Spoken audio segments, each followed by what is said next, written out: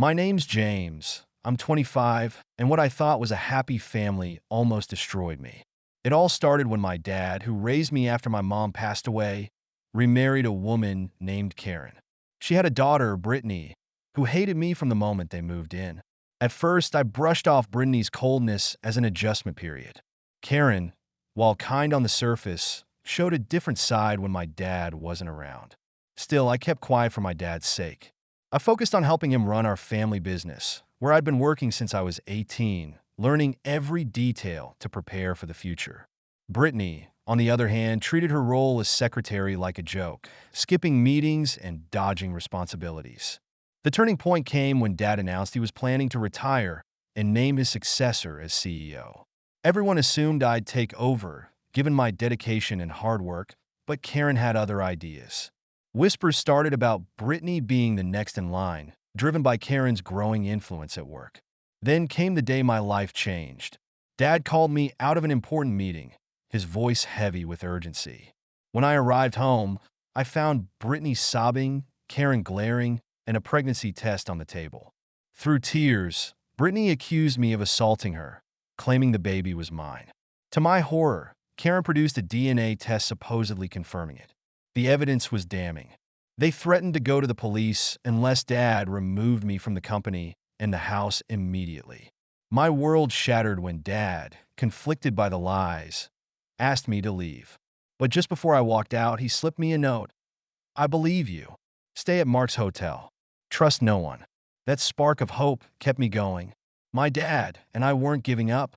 We were going to uncover the truth, no matter what. I checked into Mark's hotel that night, carrying little more than a duffel bag and my dad's quiet reassurance that he believed in me. As I sat alone in the small room, the weight of the accusations pressed down on me. But that note kept me grounded. If Dad believed me, we had a chance. The next morning, Dad texted me to meet him at a nearby cafe. When I arrived, he looked exhausted but resolute. Over coffee, he laid out the beginnings of a plan. "Karen and Brittany went to great lengths to fabricate this," he said in a low voice. "Which means there's evidence somewhere. We just have to find it." We agreed on two immediate actions: hiring a private investigator and setting up surveillance on Karen and Brittany. I suggested Mark's cousin Jake, a former cop turned PI. Dad nodded. "Get him on it. I'll handle the tech." Within days, Jake was on the case, digging into Karen and Brittany's past. Meanwhile, Dad played the role of the conflicted husband and father, convincing Karen and Brittany he was trying to keep the peace. As part of his effort, he gave them brand new smartphones, telling them it was so they could all stay connected during this difficult time. In reality, those phones were loaded with spyware, forwarding their messages and calls directly to us. It didn't take long for their true colors to show. Karen and Brittany's texts were full of smug comments about how the plan was working perfectly. They were already talking about how they'd divide the company once I was out for good. It made my stomach turn, but it also fueled my determination. Jake's investigation turned up even more dirt. Karen, it turned out, had a history of targeting wealthy men. Her previous marriages all ended in suspicious circumstances, often with her walking away with significant payouts. Brittany, while less experienced, seemed to be following in her mother's footsteps. The pregnancy claim? Completely fabricated. Jake tracked down a nurse at a local clinic who admitted to falsifying the pregnancy and DNA tests under Karen's instructions. She was willing to testify in exchange for legal protection. We also discovered that Karen wasn't being faithful to my dad. Jake provided photos of her meeting with a man named Robert Caldwell, a small-time con artist with a reputation for manipulating wealthy families. Their relationship wasn't just romantic, it was strategic. Together, they've been planning to dismantle our family and take everything my dad had worked for. "This is bigger than I thought," Dad said after Jake shared his findings. "It's not just about you or the company. They're trying to destroy everything." The next phase of our plan involved installing GPS trackers and hidden cameras in their vehicles and the house. Dad announced a last-minute business trip, giving me and our tech expert time to set up surveillance throughout the property. By the time Karen and Brittany returned, every corner of the house was under our watch. At first, the surveillance yielded little. Karen and Brittany were cautious, rarely speaking openly about their plans. But a week later, everything changed. Karen invited Robert over one evening, thinking Dad was still away. For over an hour, they openly discussed their scheme, from fabricating the assault accusation to planning my removal from the company. They even laughed about how easily they'd manipulated Dad. "This recording is our smoking gun," I told Dad over the phone. "There's no way they can talk their way out of this." Dad agreed. "It's time to confront them, but we'll do it on our terms." The confrontation felt inevitable, like the last act of a long, drawn-out play. Dad came home earlier than expected, his demeanor calm but resolute. Karen and Brittany were caught off guard, their surprise giving way to unease when Dad called for a family meeting in the living room. As I entered behind him, their expressions shifted. Karen's turned to anger, while Brittany's was a mix of fear and defiance. I could feel the weight of their glares as Dad took control of the room. The tension was suffocating as I set up my laptop, connecting it to the TV. Karen's confidence faltered as I began to display the evidence we'd collected over the past weeks. The room was silent except for the sound of recorded conversations, screenshots of incriminating messages, and images of Karen's meetings with Robert Caldwell. Piece by piece, the truth unfolded. The fabricated pregnancy, the falsified DNA test, Karen's history of deceit, and Brittany's active role in the scheme.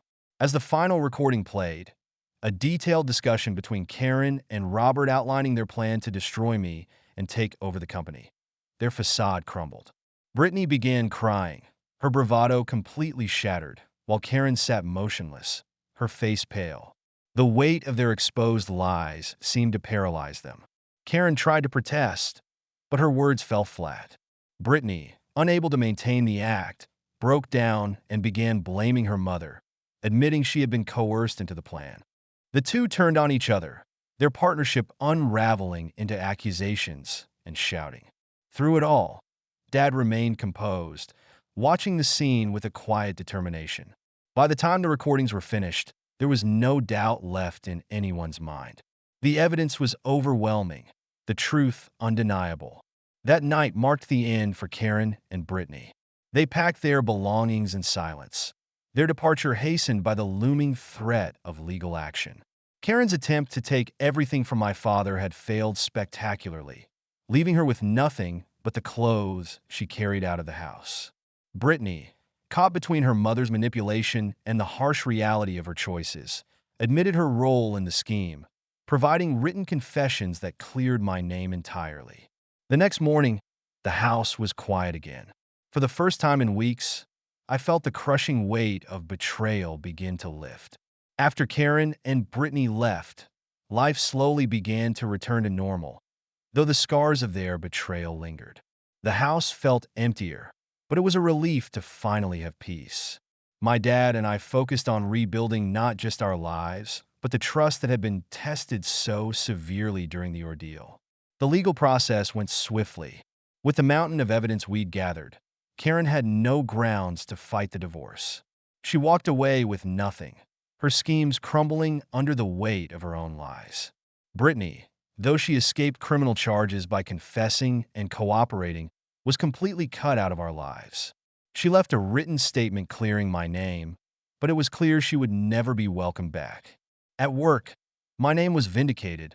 Employees who had doubted me apologized, and those who had supported me celebrated my return. The company's reputation remained intact, thanks to my dad's careful handling of the situation.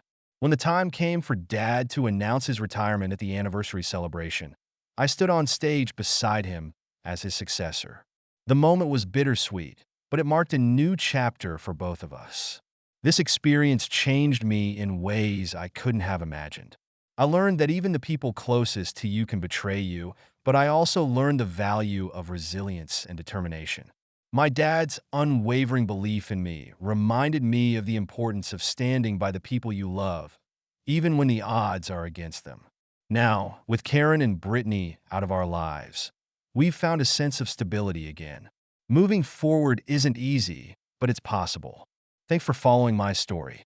If you want to hear more about overcoming challenges and finding strength in tough times, hit subscribe. You won't want to miss what's next.